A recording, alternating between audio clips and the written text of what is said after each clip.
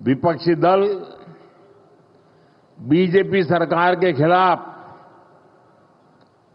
सुबह शाम अपप्रचार करते रहते हैं, लेकिन जनता बीजेपी सरकार के कामों को देखकर उन्हें आशीर्वाद देने खुद मैदान में दौड़ पड़ती है। आप याद करिए, चुनाव से कुछ महीने पहले तक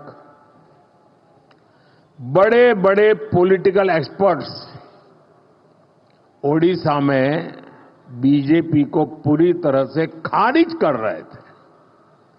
ये लोग कह रहे थे कि उड़ीसा में बीजेपी इतनी बड़ी ताकत बन ही नहीं सकती कि वो अपने आप अपने बलबूते पर सरकार बना ले। लेकिन जब परिणाम आए तो सारे के सारे अपने आप को बड़ा तीसमार मानते थे। वो लोग हैरान हो गए, क्योंकि उड़ीसा के लोगों ने भाजपा की केंद्र सरकार के कामों को और दिल्ली में बैठते हुए भी उड़ीसा के लोगों के साथ जो अपनापन का नाता, सुख दुख का साथ, ये 10 साल में उड़ीसा के गांव गांव, घर घर ये बात पहुंच चुकी थी। जब राज्य में हमारी सरकार भी नहीं थी, हमारी योजनाओं के नाम भी बदल दिए जाते थे, सब कुछ होता था, फिर भी ओडिशा के विकास के लिए पूरी लगन और ईमानदारी से हम लगातार काम करते रहे।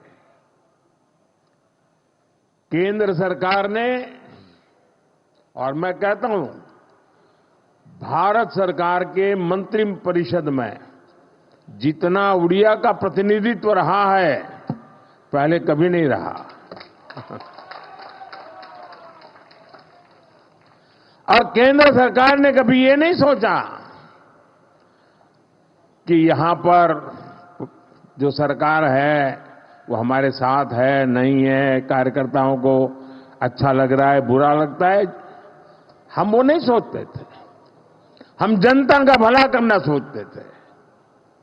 और हमने उड़ीसा को केंद्र से मिलने वाले बजट को 3 गुना किया था। हमने उड़ीसा के लिए नई नई योजनाएं बन चलाई, यहां वर्ग हर समाज की समान भाव से सेवा की।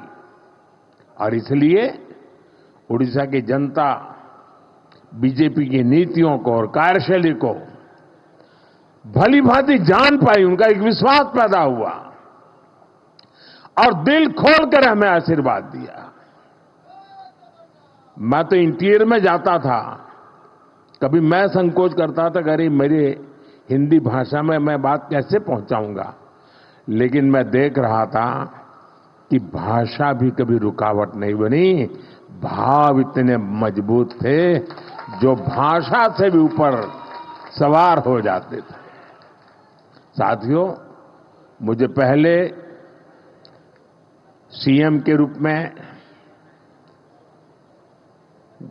गुजरात की सेवा करने का मौका मिला, फिर पीएम के रूप में देश की जनता का सेवा करने का मौका मिला, और आप सबने, देशवासियों ने तीसरी बार एक सरकार बनाई।